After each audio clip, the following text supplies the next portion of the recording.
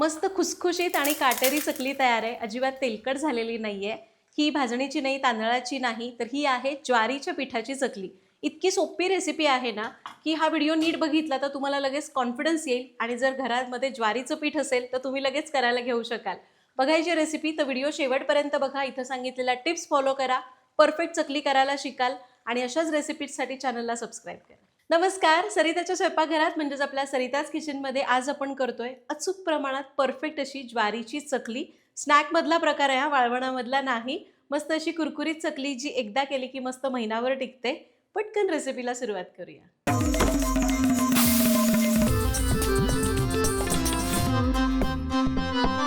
ज्वारीची चकली करायची आहे, पण साहित्य अगदी अचूक पाहिजे. पुढे स्क्रीनवर साहित्य दिलंय, स्क्रीनशॉट काढा किंवा लिहून घ्या.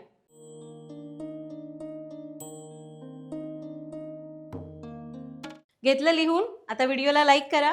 आपण सुरुवात करूया. तर त्यासाठी आपण घेतलंय 2 वाट्या ज्वारीचं पीठ. कुठलीही एक वाटी घ्या, कप घ्या. आपलं जे भाकरीचं ज्वारीचं पीठ असतं तेच पीठ इथं मी घेतेय. हे पीठ आपण चाळून घेऊया. बारीक असते ना चाळणी आपली घरातली, गव्हाचं पीठ चाळायची, त्याने आपल्याला चाळून घ्यायचंय. तर ज्वारीचं पीठ चाळून घेतलं मी, परातीतनं या भांड्यामध्ये काढून घेतलंय.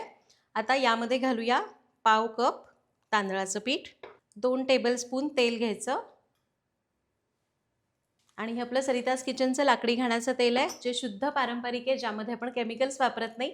एकदा जरूर वापरून बघा. ऑर्डर करण्याची लिंक डिस्क्रिप्शन बॉक्समध्ये दिलेली आहे. आता या तांदळाचं पीठ आणि ज्वारीच्या पिठाला हे तेल असं चांगलं सगळीकडे चोळून लावायचं. तेल पिठाला चोळून लावलं. आता यामध्ये घालू चवीपुरतं मीठ, 1 चमचा मिरची पावडर, अर्धा चमचा ओवा, 1 चमचा धणेपूड, अर्धा चमचा भाजलेल्या जिऱ्याची पूड आणि 2 चमचे पांढरे तीळ. याला आपण चांगलं मिक्स करून घेऊया. आता याला थोडा वेळ आपण असंच बाजूला ठेवू. आता दुसरीकडे एक पातेलं गरम करत ठेवलंय. त्यामध्ये आपल्याला घ्यायचंय 1 कप पाणी.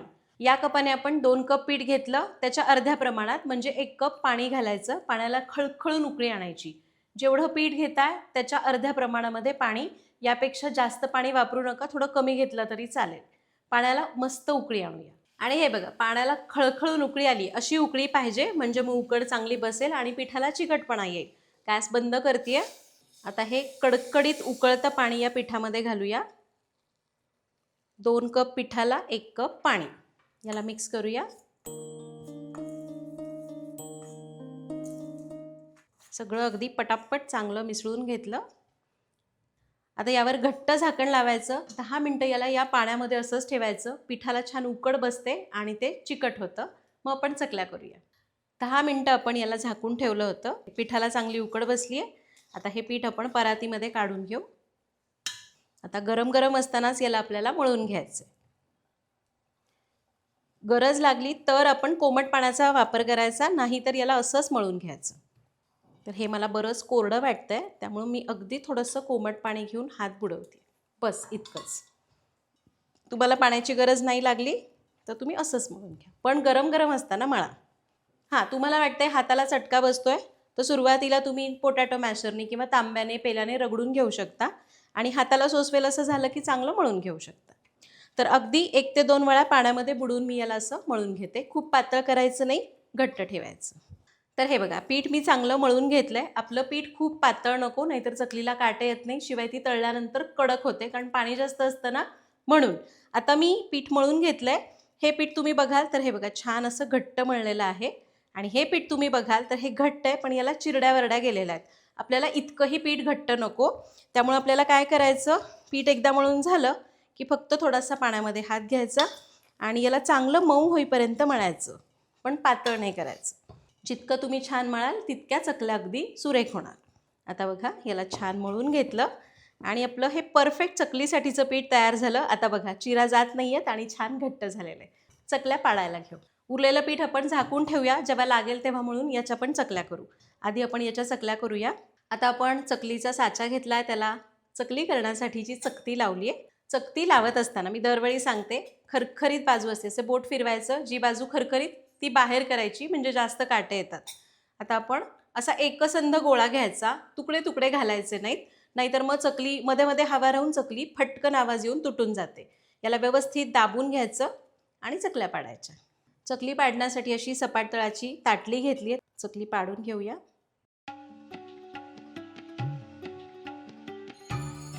बघा एकदम छान चकली तयार झाली. ज्वारीची आहे पण छान चिकटपणा आलाय कारण आपण व्यवस्थित उकड काढलेली आहे. समजा तुम्ही चकली पाडताना तार तुटत असेल याचा अर्थ तुम्ही चकलीचं पीठ चांगलं उकडून घेतलं नाही. अशा वेळी तुम्ही एक करू शकता, कोमट पाण्यामध्ये हात घ्यायचा आणि याला चांगलं मळून घ्यायचं. किंवा नाहीच होतंय सरळ लांब लांब लांब लांब चकली पाडायची.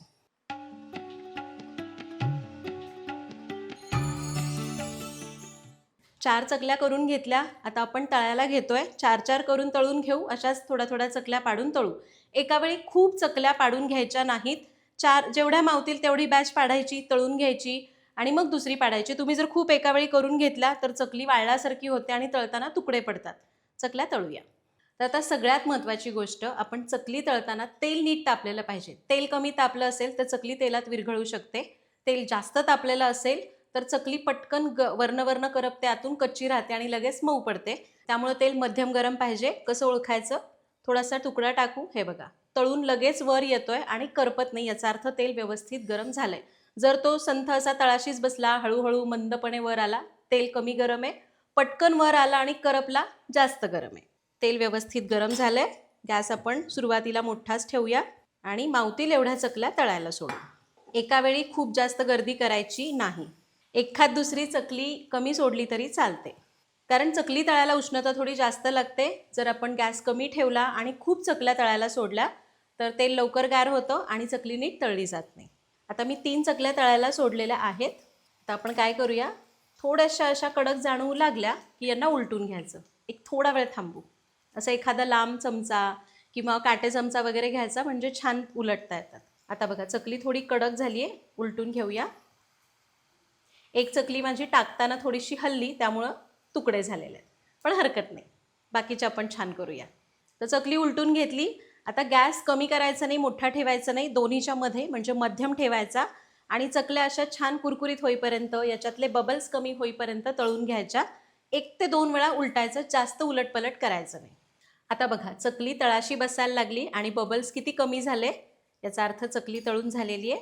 काढून घेऊया. काटे किती मस्त आलेत की नाही. भाजणीच्या चकलीपेक्षा मला ही जास्त सुरेख दिसायला लागलेली आहे. रंग खूप जास्त डार्क करायचा नाही, कारण चकली बाहेर काढल्यानंतर सुद्धा थोडीशी आणखी रंग धरते. आता आपण पुढची बॅच तळताना सुद्धा तेलाचं तापमान लक्षात घ्यायचं आहे. तेल जर खूप गार झालं असेल तर गॅस मोठा करून थोडा वेळ तापवायचं आणि मग बाकीच्या चकल्या तळायला घ्यायच्या. आता तुम्हाला सांगायचं होतं म्हणून मी उरलेल्या केल्या नाहीत. आता 4 चकल्या पाडायच्या, तळून घ्यायच्या, परत दुसऱ्या काढायच्या. अशा पद्धतीने आपल्याला चकल्या करायच्या आहेत. करून घेते.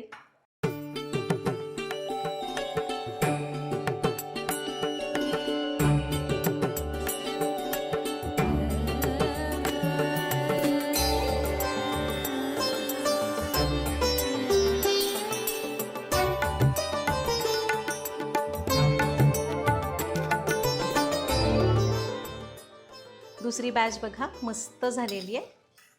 काढून घेऊया. सगळ्या चकल्या तयार झालेल्या आहेत, सुरेख काटेरी दिसतात. यातली एक चकली तुम्हाला तोडून दाखवते. हे बघा, झाली ना एकदम मस्त आणि अजिबात तेलकट होत नाही. तुम्ही सुद्धा या पद्धतीने इथं सांगितलेल्या या चकल्या नक्की करा. काही डाऊट्स असतील तर कमेंट्समध्ये विचारा. भेटूया पुढच्या भागात. धन्यवाद.